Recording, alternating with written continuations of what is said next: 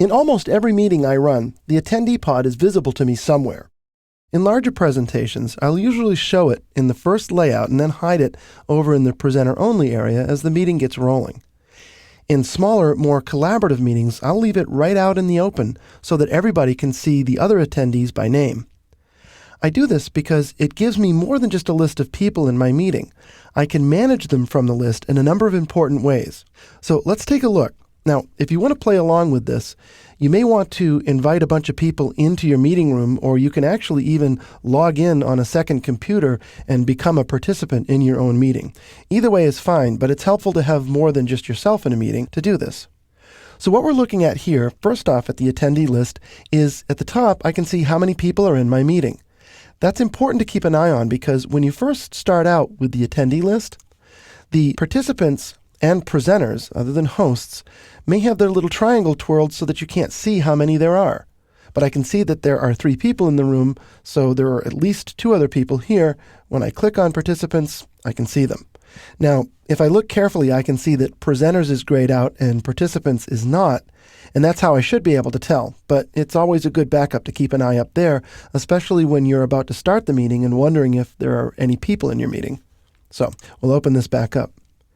Now, another thing that I really don't like when I have a meeting where I allow anyone in, because the meeting is set up so that anyone who knows the URL can jump into the meeting, is when someone comes in and just types guest. I really don't know who this person is.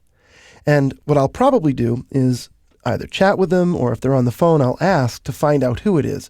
Once I know who that person is, then I can edit their name in the attendee list by selecting it, coming up to the pod options, choosing attendee options, and then I'll edit the user info. And instead of guest, I know this is Kirk. So I'll click OK.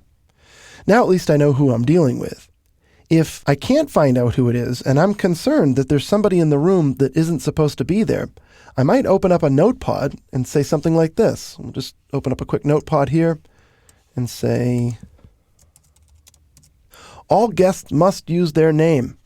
And then I'll grab that person by selecting their name, selecting from the pod options, remove selected user, and then kick them out of the room.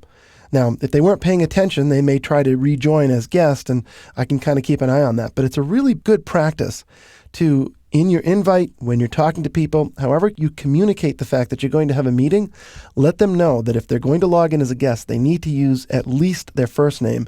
Generally, I actually prefer people to use their full name so that I can know who's there.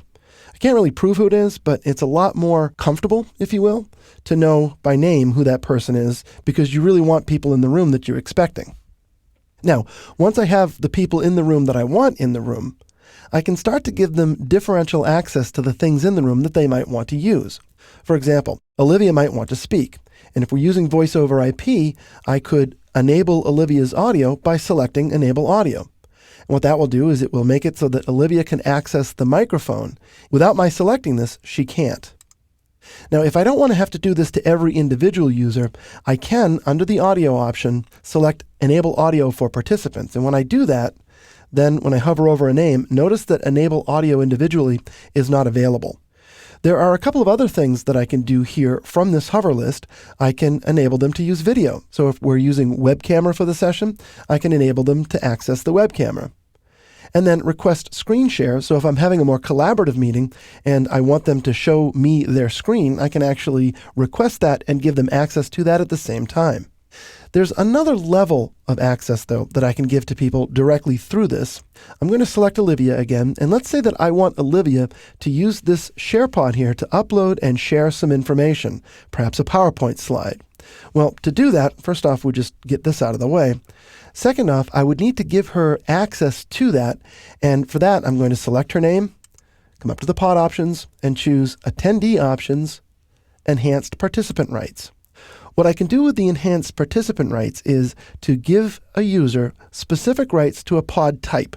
In this case, I'll give her rights to the share pod and click OK. Now, if she had a PowerPoint presentation or she wanted to share her screen or whatever, she could do that.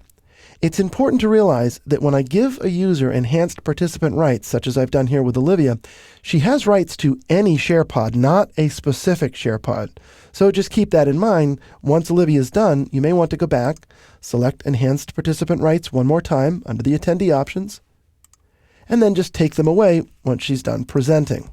Now, instead of doing this on a one-off basis and giving people specific rights to specific things, which can actually become cumbersome if you've got a lot of people that you want to have act in a certain way. Maybe you've got several people that you want to participate, one person you want to have become a presenter. Well, you can start to manage that directly by selecting the person and then making them a host or making them a presenter. Later on, I'll define specifically what these two terms mean, but I want to show you right here that I can make someone a host or a presenter by either selecting from the hover menu that appears or by simply clicking their name and dragging and dropping it over the category that I want to add them to. So now Olivia is a presenter, and when she's done, I can grab her name and drag it back over participants and take those rights away. Finally, when a participant wants to communicate with me, and maybe I haven't given them access to the audio, I don't want them to talk to me, but I do need them to be able to communicate, they can use their status to do so. So what Olivia can do right now is from the status menu, which is this thing up here that looks kind of like a little person raising their hand, she can choose from among the various types of status available. So what Olivia wants to do is she wants to tell me that I need to speak louder. All she needs to do is choose that status from the list, and it will appear in the attendee pod. And there we go. That's the little icon that means, please speak up. So the attendee list is more than just a list of the people who are in the room. It's a set of tools to help you manage those people in the room, whether you want to give them specific enhanced rights, change the information that you have about them, like their name, or actually remove them from the room because you feel like you need to. That's what the tool is for, and that's how you use it.